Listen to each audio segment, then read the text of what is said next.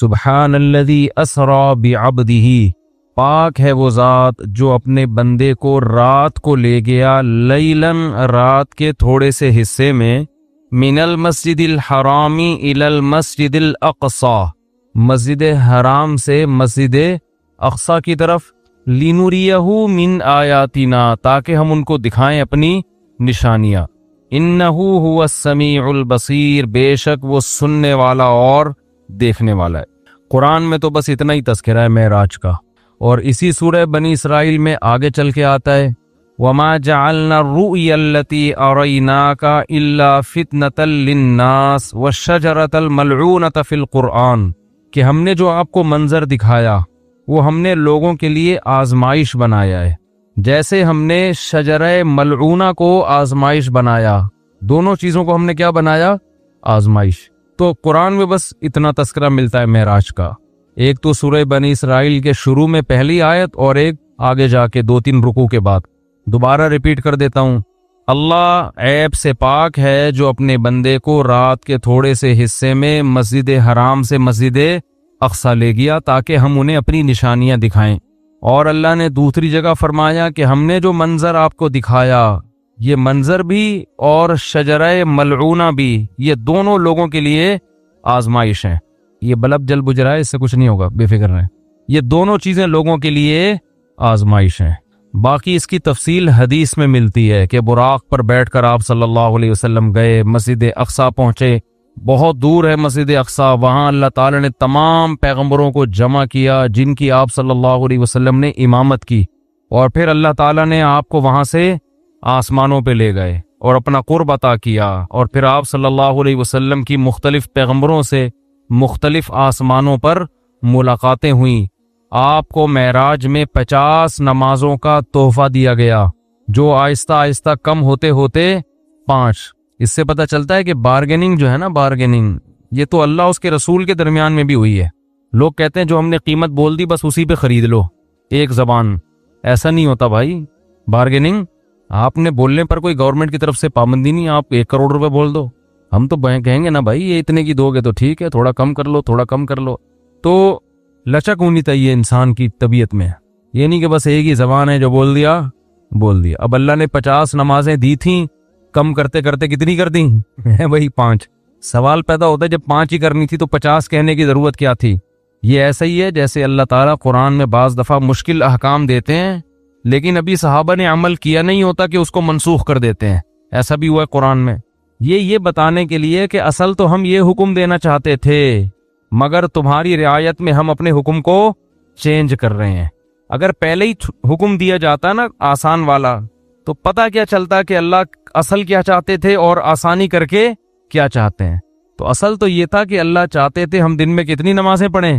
50 time, لیکن اللہ کو پتہ تھا کہ یہ مشکل میں پڑ جائیں گے اور جہنم میں جانے والوں کی تعداد اور زیادہ بڑھ جائے گی، اس لیے اللہ نے کہا کہ میں تمہاری رعایت کرتا ہوں۔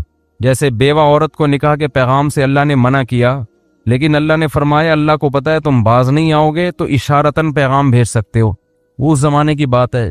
تو اسی طرح قرآن میں آتا ہے کہ ہم حکم دے رہے ہیں کہ جب نبی کی محفل میں جاؤ تو پہلے کچھ صدقہ دیا کرو۔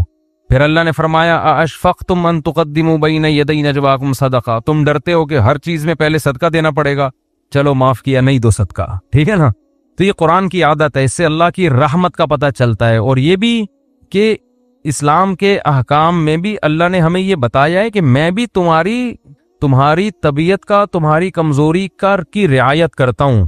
تو جب اللہ ہماری رعایت کر کے احکام دے رہا ہے تو ہمیں بھی اپنے ماتحتوں کا خیال بولو کرنا چاہیے۔ اللہ ہمیں بتاتا ہے کہ اصل تو میں یہ کہنا چاہتا ہوں، یہ چاہتا ہوں حکم ہو، لیکن تم نہیں عمل کر سکو گے، چلو یہ اس پر عمل کرو۔ تو جب اللہ انسانوں کی رعایت کرتا ہے تو انسانوں کو بھی چاہیے کہ وہ ایک دوسرے کی رعایت کرا کریں، اتنا بوجھ کسی پہ نہ ڈالیں کہ بس تیر کی طرح سیدھے چلو تم، ایسا نہیں ہو سکتا بھائی۔ انسان ٹیڑھا میڑھا ہے، آڑا ترچھا ہے، اس کو بالکل ہر چیز میں ایکوریٹ کرنے کی کوشش کریں گے نہ، کوئی بھی نہیں ہو سکتا۔ کوئی بھی کا مطلب مسجد کا امام بھی پورا سیدھا، نہ مفتی صاحب پورے سیدھے ہو سکتے ہیں، نہ مسجد کا امام ہو سکتا ہے، نہ کوئی بزرگ پورے ایکوریٹ ہو سکتے ہیں۔ لوگ کہتے ہیں مفتی صاحب نے اس دن بیان میں یہ بول دیا تھا، مفتی صاحب اس دن وہاں انڈا موڑ پہ بیٹھے ہوئے ٹانگ پہ ٹانگ رکھ کے چائے پی رہے تھے، یہ علماء کے بیٹھنے کا طریقہ نہیں ہوتا۔ اس دن مفتی صاحب نے کہہ دیا تھا بھاڑ میں جائیں۔ صحیح ہے، چلتا ہے مارکیٹ میں سب۔ ہاں کچھ لوگ بیٹھے ہیں کیڑے نکالنے کے لیے، کچھ لوگ کیا ان کا کام ہی یہی ہے کہ اس کے کیڑے جمع کر کے ایک شاپر میں لا کے پوری کیڑوں کی دکان کھولی ہوئی ہے انہوں نے۔ وہ ان کا کام ہی یہی ہے کہ ایک دوسرے کی غلطیوں کو ہائی لائٹ کرنا، اور خود اتنے بڑے بڑے بلینڈر ان لوگوں سے ہوتے ہیں کہ اگر کوئی دوسرا ان کی غلطیاں جمع کرنا شروع کر دے تو الامان والحفیظ۔ تو لچک ہے بھائی، لچک، لوگوں کی رعایت کیا کرو۔ نمازیوں کی رعایت کا حکم ہے مسجد کے امام کو۔ اتنی لمبی نمازیں نہ شروع کر دو کہ لوگ کھڑے کھڑے تھک جائیں۔ حضرت معاذ تھے، حضرت جابر بن عبداللہ، انہوں نے اتنی لمبی عشاء کی نمازیں پڑھانا شروع کر دی، سورہ بقرہ پڑھتے تھے پوری اس میں نا۔ اب ایک صحابی تھے، وہ کھڑے کھڑے تھک جاتے، وہ ایک دن نماز توڑ کے چلے گئے اور جا کے نبی صلی اللہ علیہ وسلم سے شکایت کی کہ یہ اتنی لمبی عشاء کی نماز پڑھاتے ہیں۔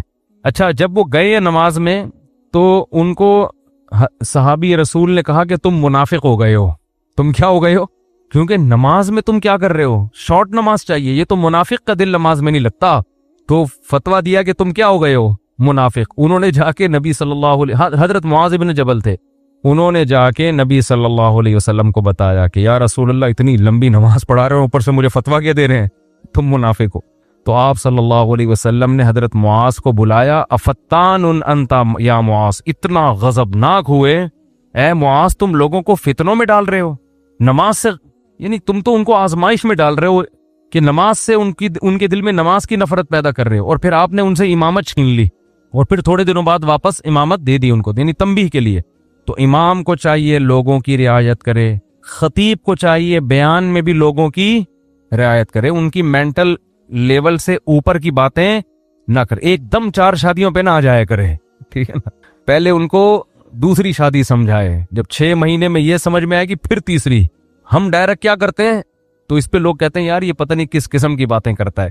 تو جو جنگ میں کمانڈر ہے اس کو چاہیے وہ اپنے فوجیوں کی رعایت کرے، آپ اپنے ماتحتوں کی رعایت کرو۔ بیمار ہیں، ہمارے استاذ نے ایک بڑا اچھا اصول بنایا، ہم جامعۃ الرشید میں تھے، انہوں نے فرمایا کہ کوئی طالب علم اگر آ کے یہ کہتا ہے کہ میری طبیعت خراب ہے، مجھے چھٹی چاہیے، تو چھٹی اس کو فوراً دے دو۔ یہ تحقیق بعد میں ہوتی رہے گی کہ طبیعت واقعتاً خراب بھی ہے یا نہیں ہے۔ وجہ اس کی ہے کہ امکان ہے کہ ٹوپی کر رہا ہو، امکان ہے اس بات کا کہ ہو سکتا ہے جھوٹ بول رہا ہوں، لیکن اس کا بھی امکان ہے کہ ہو سکتا ہے سچ بول رہا ہوں۔ اب آپ نے بدگمانی کر کے کہ یار لگ تو رانی ہے شکل سے کہ بیمار ہے، چھٹی نہیں دی، اور وہ واقعتاً ہے کیا بیمار ہے، تو کتنی مصیبت میں آئے گا کہ نہیں آئے گا؟ تو وہ ہوتی رہے گی تحقیق، لیکن فوراً اس کو رخصت ملنی چاہیے، کیونکہ اس کا خطرہ ہے کہ واقعتاً سچ کہہ رہا ہو۔ تو یہ بہت اہم پوائنٹ کی باتیں ہوتی ہیں، ہم لوگ ان چیزوں کا گھروں میں خیال نہیں کرتے، اپنے ماتحتوں کے ساتھ، ملازمین کے ساتھ، ہر ایک کے ساتھ جو ہے نا یہ خیال کرنا چاہیے کہ اس کی حیثیت سے زیادہ اس کے اوپر بوجھ نہ ڈالا جائے۔ خیر، اللہ تعالیٰ نے اپنے حبیب صلی اللہ علیہ وسلم کو رات میں بلایا، تو میں یہ عرض کر رہا تھا کہ حدیث میں تفصیل بہت زیادہ ملتی ہے کہ آپ آسمانوں پر گئے، یوسف علیہ السلام سے ملاقات ہوئی، موسیٰ علیہ السلام سے ملاقات ہوئی، عیسیٰ علیہ السلام سے ملاقات ہوئی، ابراہیم علیہ السلام سے، اور پھر اللہ نے آپ صلی اللہ علیہ وسلم کو نمازوں کا تحفہ عطا فرمایا۔ تو یہ بہت احادیث میں اس کی تفصیل ملتی ہے، اور یہ سارے کام رات کے تھوڑے سے حصے میں ہوئے۔ پہلے تو میں اس بات کے تھوڑے سے دلائل دوں گا کہ یہ خواب نہیں تھا، یہ جاگتی حالت میں آپ کے جسم اطہر کے ساتھ ایک معجزہ تھا۔ غامدی صاحب کہتے ہیں یہ کیا تھا؟ خواب تھا۔ تو اب ہم غامدی صاحب کے دلائل بھی پیش کر دیتے ہیں اور پھر قرآن و سنت کے دلائل بھی۔ غامدی صاحب نے کہا ہے کہ رؤیا جو ہے نا عربی میں خواب کو کہتے ہیں۔ رؤیا کسے کہتے ہیں؟ خواب کو۔ جیسے سورہ یوسف میں ہے نا، وہ کیا تھا، انی رأیت 11 کوکبا، یوسف علیہ السلام نے کہا میں نے 11 ستارے دیکھے سجدہ کر رہے ہیں، تو ان کے ابا نے کہا لا تقصص رؤیا کا، اپنا یہ خواب کسی اور کو مت سنائیں۔ تو اس کو انہوں نے رؤیا سے تعبیر کیا ہے۔ کیا تعبیر کیا؟ رؤیا۔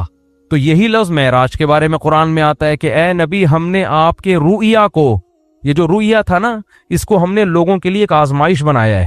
تو غامدی صاحب کہتے ہیں کہ رؤیا کسے کہتے ہیں؟ خواب کو، جیسے سورہ یوسف میں۔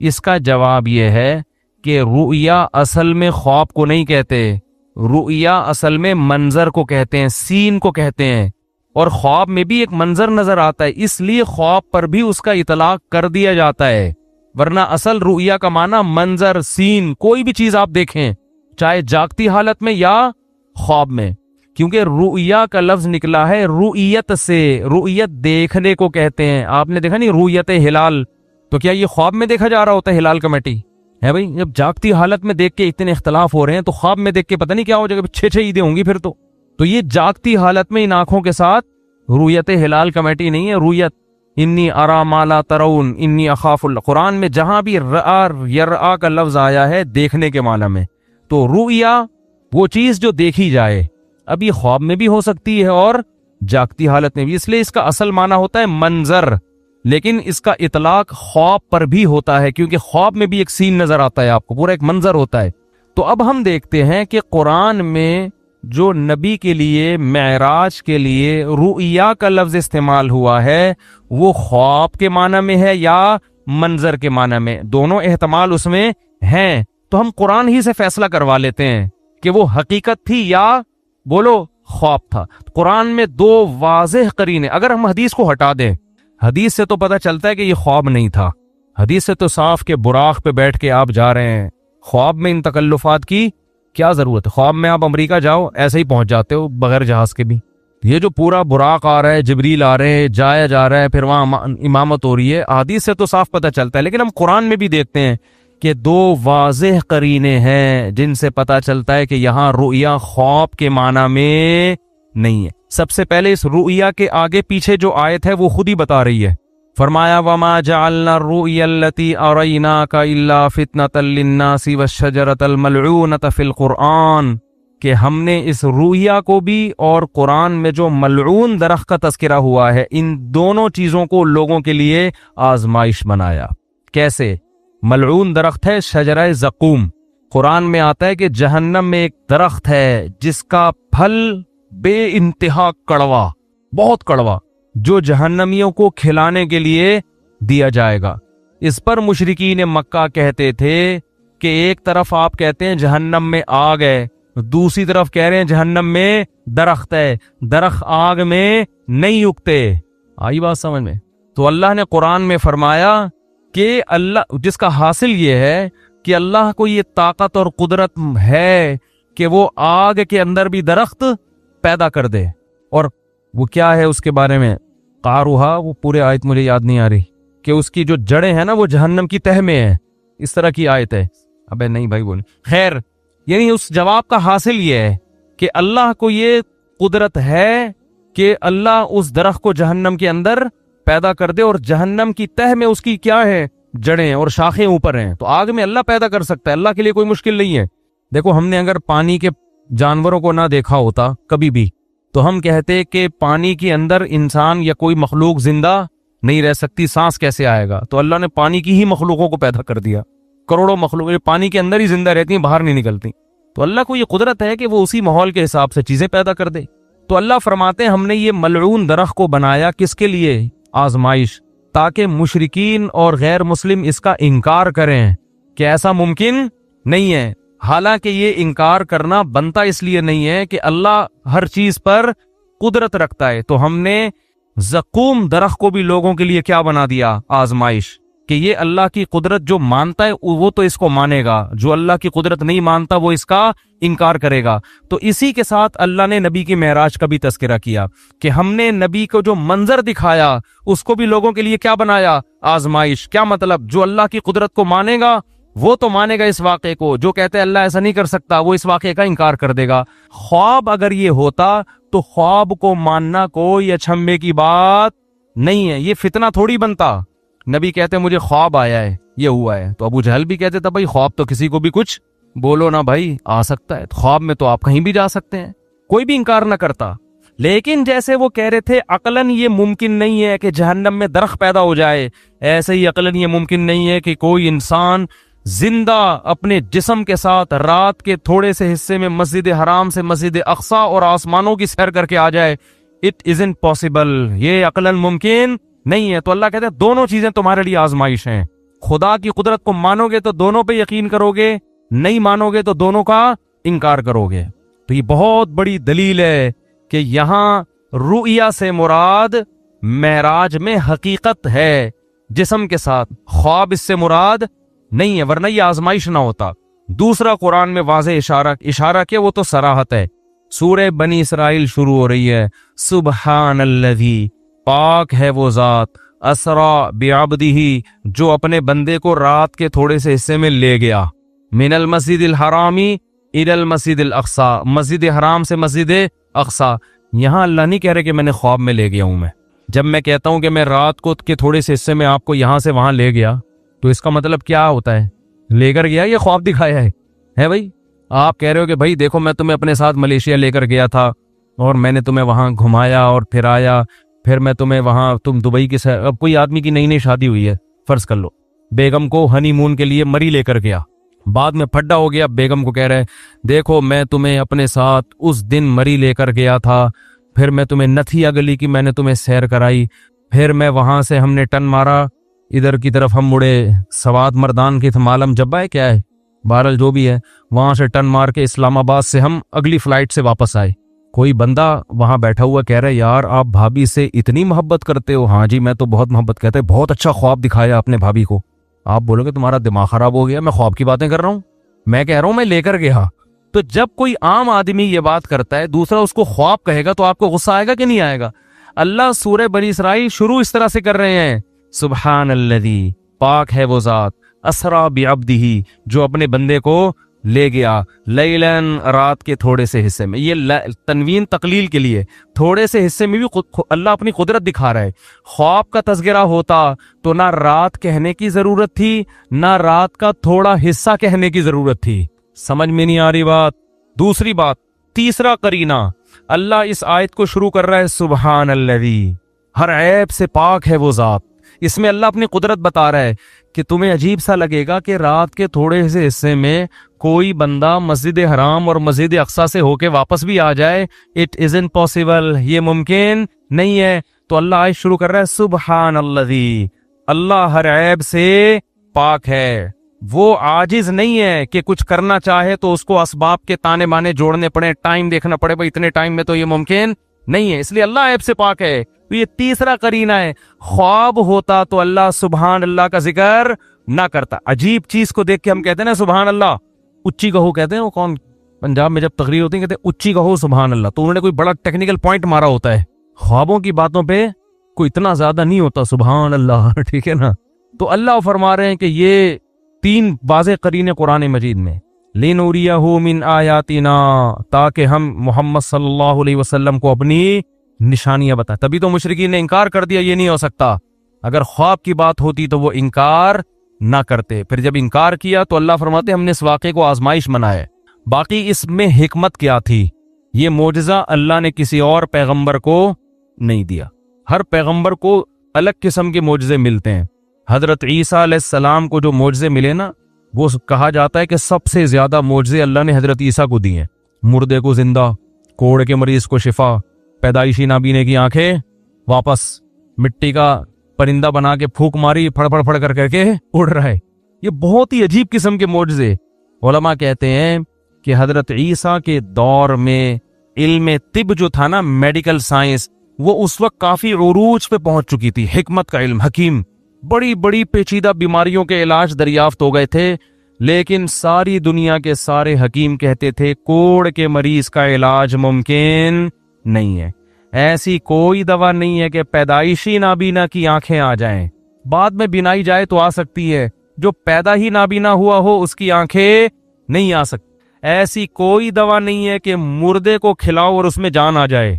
نہیں یاری بات سمجھ، جو مر گیا وہ ختم، فینش، اب ٹھیک نہیں ہو سکتا۔ مٹی کے بنے ہوئے پرندوں میں جان، کوئی چورن چٹنی ایسی نہیں ہے کہ پتلے میں ڈالے اور وہ اڑنا شروع ہو جائے، نا نا نا نا۔ حضرت عیسیٰ کو جو اللہ نے معجزے دیے نا، وہ تمام میڈیکل سائنس کو کیا کر رہے تھے؟ چیلنج، تاکہ لوگوں کو یقین آ جائے کہ یہ کوئی حکیم نہیں ہے، بلکہ یہ کام اللہ کے سوا کوئی نہیں کر سکتا، یہ اللہ ہی کر رہا ہے ان کے ہاتھ پہ۔ اگر علم طب نے ترقی نہ کی ہوتی نا، پھر حضرت عیسیٰ کوڑ کے مریض کو ٹھیک کرتے، لوگ کہتے یار لگتا ہے کہ یہ کوئی ماہر، معاذ اللہ کوئی حکیم ہے یہ، جنہوں نے کوڑ کے مریض کو چپکے سے دوا کھلائی ہے اور وہ بندہ کیا ہو گیا؟ ٹھیک. لیکن علم طب نے اتنی ترقی کر لی تھی کہ میڈیکل سائنس کہتی تھی کہ اسباب کی دنیا میں یہ ممکن بولو نا نہیں ہے، یہ نہیں ہو سکتا. تو اللہ نے معجزے اسی حساب سے دیے آپ کو. حضرت موسیٰ کے دور میں جادو کا زور تھا، یہ سانپ بنا دیا، یہ یوں کر دیا، ایسے ایسے کرتب، ٹھیک ہے نا. تو وہ لوگ جادو کو سمجھتے تھے کہ جادو کیا ہوتا ہے.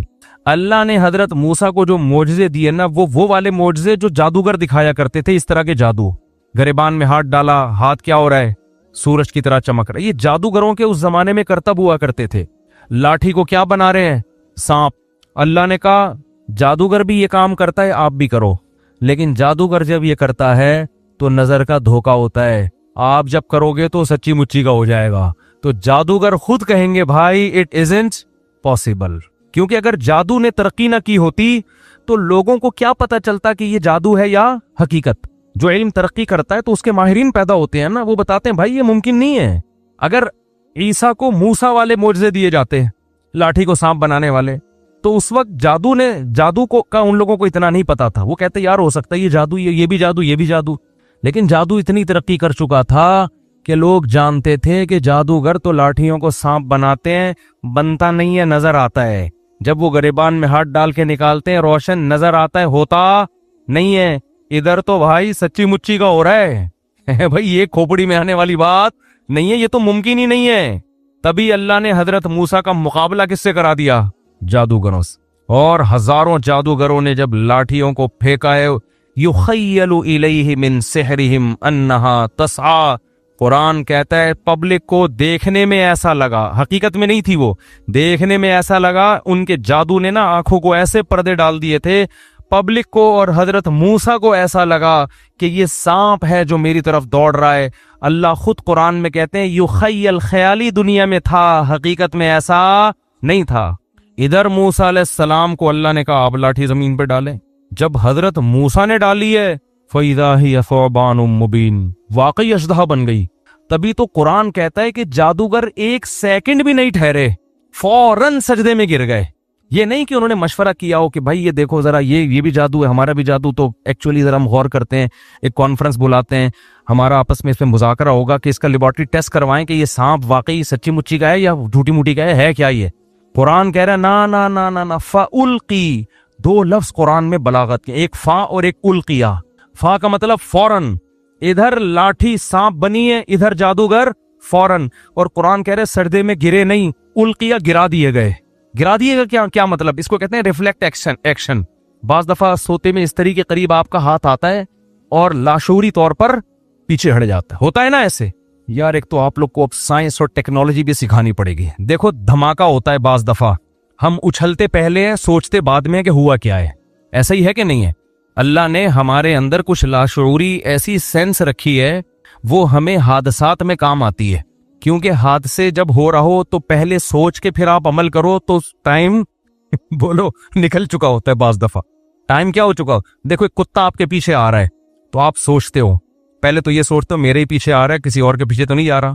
سوچنے کا ٹائم ملتا ہے نا آپ کو، کیونکہ جیسے کتا بھاگ سکتا ہے آپ بھی بھاگ سکتے ہو. آپ سوچتے ہو، پھر آپ غور کرتے ہو نہیں یار یہ میری طرف ہی آ رہا ہے، کتنی اسپیڈ سے آ رہا ہے، اسپیڈ چیک کرتے ہو آپ اس کی. پھر آپ یہ سوچتے ہو کہ اس سے بچنے کا میرے پاس بھاگنے کے علاوہ بھی کوئی راستہ ہے.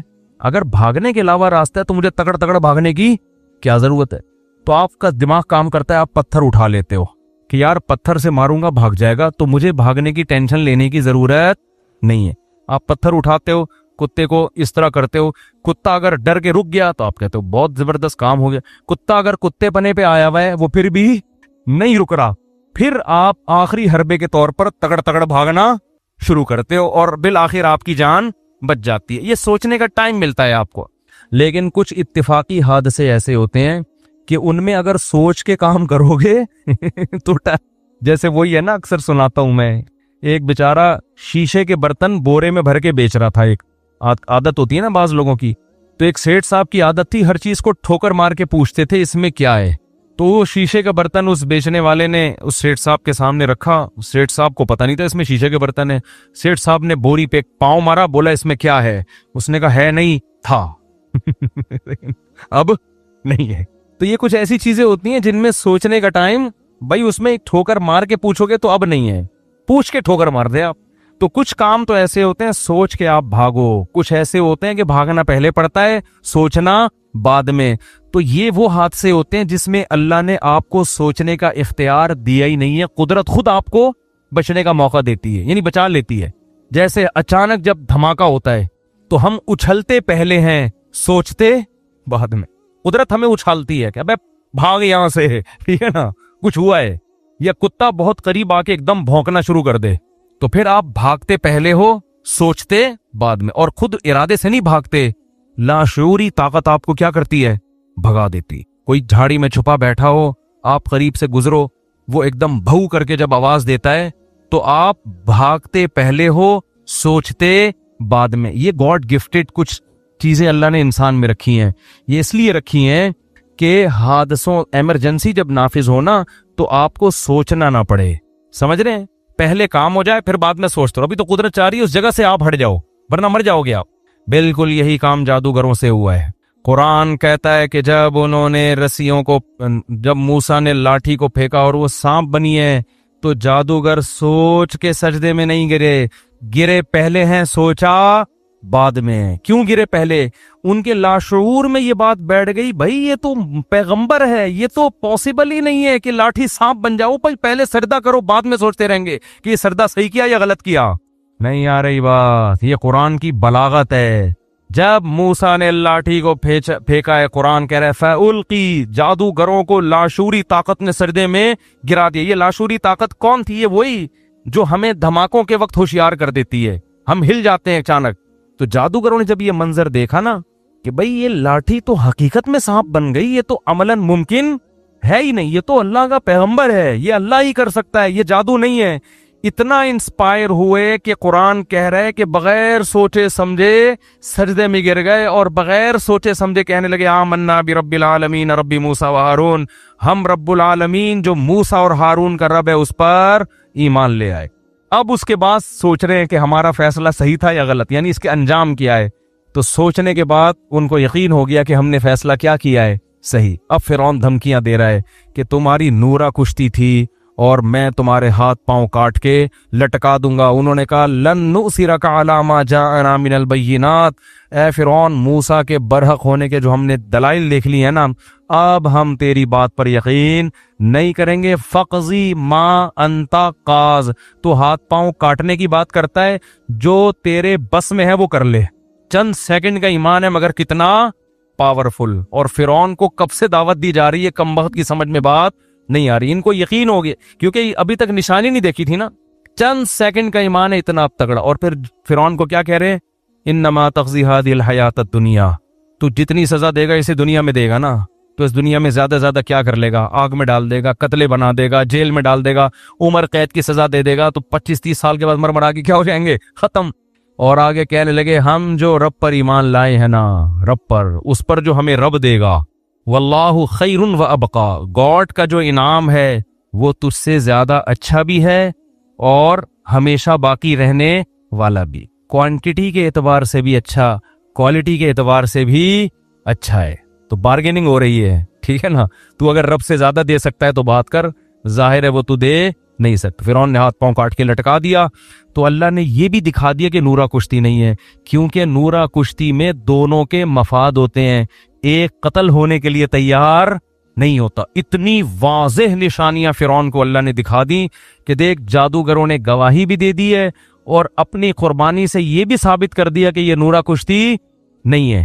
لیکن فرعون کی کھوپڑی, کیونکہ دنیا کے نشے میں جب انسان آتا ہے نا, شہوت پرستی میں, جو آدمی زنا کے قریب جا رہا ہو نا, اسے 1000 سمجھاؤ آپ, 1000 دفعہ ہو کہ یہ حرام ہے, لیکن وہ پھر بھی کیا کرتا ہے, زنا میں مبتلا ہوتا ہے.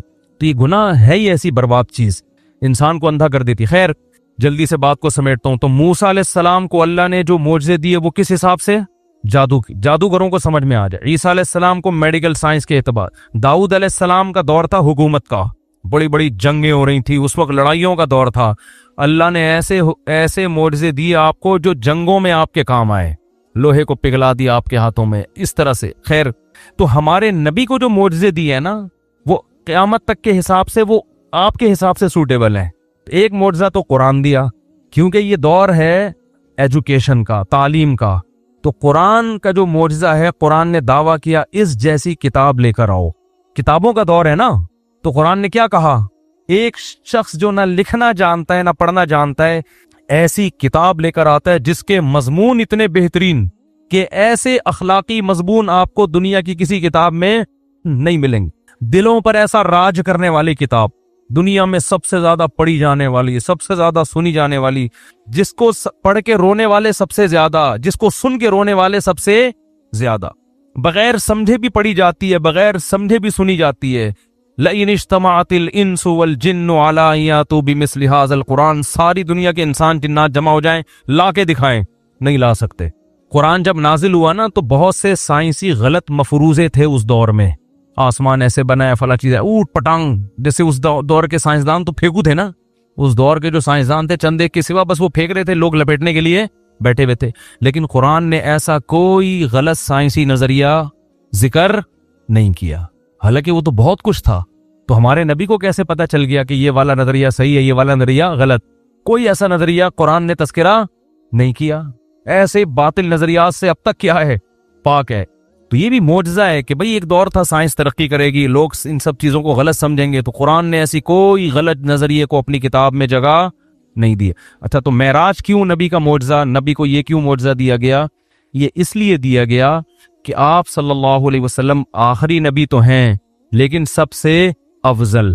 تو اللہ یہ چاہتے تھے کہ آپ کی افضلیت تمام پیغمبروں کے سامنے ظاہر کر دیں، جسمانی اعتبار سے بھی اور روحانی اعتبار سے بھی. تو جسمانی اعتبار سے تو اللہ آپ کو عرش کے قریب لے کر گئے ہیں بلندیوں پہ. روحانی اعتبار سے نماز سب سے اہم ترین عبادت ہے، تو اللہ نے تمام پیغمبروں کو آپ کا مقتدی بنایا، آپ کو امام بنا کے یہ بتا دیا کہ روحانی اعتبار سے بھی یہ آپ سب پر فضیلت رکھتے ہیں. زبانی بتا دینا کافی نہیں ہوتا، پریکٹیکل کروایا جاتا ہے. جس کے پیچھے انسان نماز پڑھتا ہے اس کا احترام کرتا ہے نا. کیا خیال ہے بھائی ہم ان کے پیچھے کیا پڑھتے ہیں؟ یہ اللہ کے دربار میں حاضری کے وقت ہمارے رہبر ہوتے ہیں. تو اللہ کے ہاں تو سب سے اہم چیز کیا ہے؟ نماز. تو اللہ نے کیا کیا؟ آدم علیہ السلام، موسیٰ علیہ السلام، یوسف علیہ السلام، داؤد علیہ السلام، زکریا علیہ السلام، عیسیٰ علیہ السلام، سارے پیغمبروں کو بولا چلو بیت المقدس میں صفے بنا کے کھڑے ہو جاؤ. سب کو اللہ نے بیت المقدس میں حاضر کیا. ادھر نبی صلی اللہ علیہ وسلم کو براق پہ بٹھا کے بیت المقدس لے جایا گیا، اور مصلی آپ کے لیے خالی تھا. تمام پیغمبر انتظار کر رہے ہیں، اور آپ صلی اللہ علیہ وسلم نے آ کے ان کو نماز میں ان کی امامت کی. اس میں یہ بھی حکمت کہ آج کے بعد سب سے افضل کون ہے؟ محمد صلی اللہ علیہ وسلم. سب کی موجودگی میں مصلی پہ کون کھڑا ہوگا؟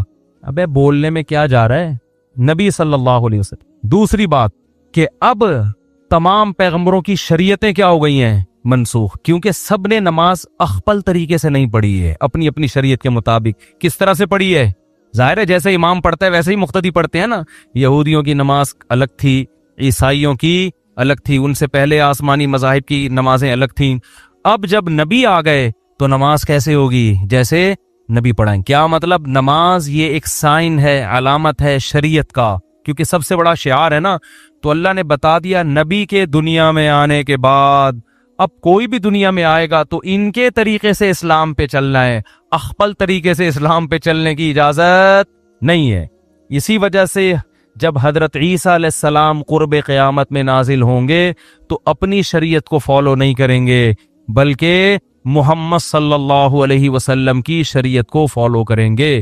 جب نازل ہوں گے نا دمشق کی مسجد میں، تو امام مہدی مصلی پہ کھڑے ہوں گے نماز پڑھانے کے لیے. تو حضرت عیسیٰ جب آسمانوں سے نیچے اتریں گے تو حضرت مہدی ان کے لیے مصلی خالی کریں گے کہ آپ نماز پڑھائیں. وہ کہیں گے نا نا نا نا، اس کام کے لیے اللہ نے اس امت کو منتخب کیا ہے. سمجھ میں؟ شریعت اس امت ہی کی، کیونکہ یہ آپ ہی میں امامت کرنے کے لیے بولو نہیں. تمہارے امام پہلے سے نبی آپ صلی اللہ علیہ وسلم امام ہے، وہ ان کی امامت ابھی بھی ہے. پھر کیوں تشریف لائے بھائی آپ؟ سوال پیدا ہوتا ہے پھر آپ کیوں تشریف لائیں جب آپ نماز بھی نہیں پڑھا رہے ہیں؟ بھائی نماز اس امت کے پیچھے پڑھ رہے ہیں تو پھر آپ تشریف، سوال پیدا ہوتا ہے کہ نہیں ہوتا؟ کیوں لائے؟ تو وہ جواب میں کہیں گے کہ میں دنیا میں دین کی دعوت کو لے کر آیا تھا، میں نے ہزاروں درجنوں معجزے دکھائے، مجھ پر اہل کتاب ایمان لائے، اور یہودیوں نے مجھ سے دشمنی کر کے اپنے خیال کے مطابق مجھے قتل کرنے کی کوشش کی۔ اب یہودی میرا تو دشمن ہے، اور اسلام کا بھی سب سے بڑا دشمن کون ہے؟ یہودی۔ تو یہ ہم دونوں کا مشترک دشمن ہے۔ تو میں اب اس امت کی قیادت کروں گا یہودیوں سے قتال کرنے میں۔ سمجھ میں نہیں آ رہی تو جیسے چل رہے ہیں ویسے ہی چلتے رہیں۔ میں جب سبق پڑھاتا ہوں طلبہ کو، طلبہ سے کہتا ہوں سمجھ میں آ رہی، وہ کہہ رہے نہیں، میں کہہ رہا ہوں باقی دنیا میں ساری باتیں سمجھ میں آ گئی ہیں آپ لوگوں کے؟ کہتے نہیں ہے تو چلو ایک اور صحیح، ایک اور بات سمجھ، کیونکہ ہم 3 دفعہ سمجھائیں گے، اس کے بعد ہمارے پاس کھوپڑی نہیں ہے کہ سارے دن ایک ہی چیز سمجھاتے رہیں، ٹھیک ہے نا؟ تو میرا اسٹائل ہے پڑھانے کا، سبق طلبہ سے کہتا ہوں 1 دفعہ سمجھا دیا، 2 دفعہ پھر بھی نہیں سمجھ میں آیا، تو میں ان سے کہتا ہوں باقی ساری چیزیں سمجھ میں آ گئی ہیں؟ یعنی ساری چیز سمجھ میں نہیں آئی، چلو ایک اور چیز ایسی ہے جو سمجھ میں نہیں ہے۔ جب باقی چیزیں سمجھ میں نہ آنے سے کچھ نہیں ہو رہا، لائف آپ کی نیچرل بڑے آرام سے گزر رہی ہے، تو ایک اور چیز بھی اسی میں شامل کر لو۔ تو خام خام ایک ہی چیز کو سمجھا کے دماغ خراب نہیں کرنا چاہیے۔ بھی کل کسی نے مضمون بھیجا 4 شادیوں کے خلاف، تو میں نے پڑھا، اس نے دلائل دیا، میں نے کہا اس کو اپنے پاس رکھ لو، اب ہمارے پاس فالتو کھوپڑی نہیں ہے، ان باتوں کے 100 دفعہ جواب دے چکے ہیں، پھر وہی کھوپڑی وہی گھما رہا ہے وہی۔ یہ میں نے کہا یہ سمجھنے والے لوگ نہیں ہے۔ خیر 4 شادیاں پتہ نہیں کہاں سے آ گئیں، جلدی سے بات کو سمیٹ کے ختم کرتا ہوں۔ تو ایک حکمت کیا تھی؟ جسمانی معراج اور روحانی معراج، یہ بتانا کہ اب سب سے افضل کون ہے، یعنی عملاً اس کو کر کے دکھانا، صرف بتانا کافی نہیں ہے، پریکٹیکل کر کے دکھایا کہ سب سے افضل کون ہے۔ اب دیکھو حضرت موسیٰ علیہ السلام اگر کہیں کہ میں سب سے افضل ہوں، تو پھر ان کے امتی کہیں گے پھر معراج کی رات میں مصلی پہ آپ کیوں نہیں آئے؟ اگر یوسف علیہ السلام کہے میں سب سے افضل ہوں، تو سوال پیدا ہوتا ہے پھر معراج کی رات پہ نماز آپ نے کیوں نہیں پڑھائی؟ تو اللہ نے ایک عمل سے ثابت کر دیا۔ حدیث میں آتا ہے لو کان موسیٰ حیا لما وسعہ الا اتباعی، اگر موسیٰ کلیم اللہ جو بار بار کوہ طور پہ جایا کرتے تھے، جن کا ذکر اللہ نے قرآن میں سب سے زیادہ کیا، جن کو سرگوشیوں کے لیے اپنے قریب کیا، جن کو پوری کتاب ایک ہی دفعہ میں پکڑا دی گئی، لیکن نبی نے فرمایا ان تمام فضائل کے باوجود اگر موسیٰ زندہ ہوں، اگر اس وقت موسیٰ زندہ ہوتے، لما وسعہ الا اتباعی، تو میری اتباع کیے بغیر ان کی نجات ممکن نہیں تھی، وہ فالو اسلام ہی کو کریں گے۔ اسی وجہ سے علماء کہتے ہیں حضرت عیسیٰ علیہ السلام آئیں گے نا تو ہمارے ہی شریعت کو فالو کریں گے۔ تو یہ بھی ایک حکمت تھی معراج میں، اور بہت ساری چیزیں تھی۔ اللہ نے آپ کو اپنی آنکھوں سے جنت اور جہنم کے مناظر دکھائے ہیں معراج کی رات۔ اچھا، ایک حکمت یہ بھی تھی کہ بیت المقدس کی فضیلت پہ مہر ثبت ہو جائے۔ اگر ہمارے نبی بیت المقدس نہ جاتے تو ہمارے نظر میں قبلہ اول کی زیادہ ویلیو نہ ہوتی۔ ہم کہتے وہ تو عیسائیوں کا قبلہ تھا، یہودیوں کا قبلہ تھا، پیغمبروں کا قبلہ تھا، ہمارے نبی تو وہاں کبھی گئے بھی نہیں، نماز بھی نہیں پڑھی۔ تو اللہ نے عملاً آپ کو وہاں لے جا کے نماز پڑھوائی ہے، تاکہ ہم جب جائیں بیت المقدس تو وہاں نماز پڑھ کے ہمیں اطمینان ملے کہ یہ وہ مقدس جگہ ہے جہاں ہمارے حبیب صلی اللہ علیہ وسلم کو بھی نماز عملاً پڑھوائی گئی ہے۔ تو اس سے بیت المقدس کی فضیلت اور زیادہ بڑھ گئی ہے۔ سمجھتے ہو کہ نہیں سمجھتے؟ اور بہت ساری حکمتیں ہیں، وہ پھر علماء بیان کرتے رہتے ہیں، موٹی موٹی حکمتیں یہی ہیں۔ پھر ایک بڑی حکمت یہ بھی تھی کہ نمازوں کا جو تحفہ اللہ نے اپنے پاس بلا کے دیا ہے، اس سے نماز کی اہمیت، اگر ویسے ہی وہی آ جاتی، بھئی ایک گفٹ ہوتا ہے کہ آپ کسی کو پارسل کر دیتے ہیں، شاپر میں بریانی ڈال کے گھر پہنچا دیا آپ نے، یہ بھی ہے۔ ایک ہوتا ہے اپنے گھر بلاتے ہیں، بٹھاتے ہیں، عزت کے ساتھ سلاد رائتہ پیش کر کے کھلاتے ہیں۔ تو اللہ تعالیٰ نے نماز میں ایسا نہیں کیا کہ جبریل کو جا کے بول دیا فرض کر کے آ جاؤ، نہ، یہ ایک ایسا تحفہ ہے جو میں اپنے پاس بلا کے آپ کو عطا کروں گا۔ تو بہت ساری حکمتوں میں نے چند ایک آپ کے سامنے بیان کی ہیں۔ تو وقت کافی زیادہ ہو گیا ہے، اوکے۔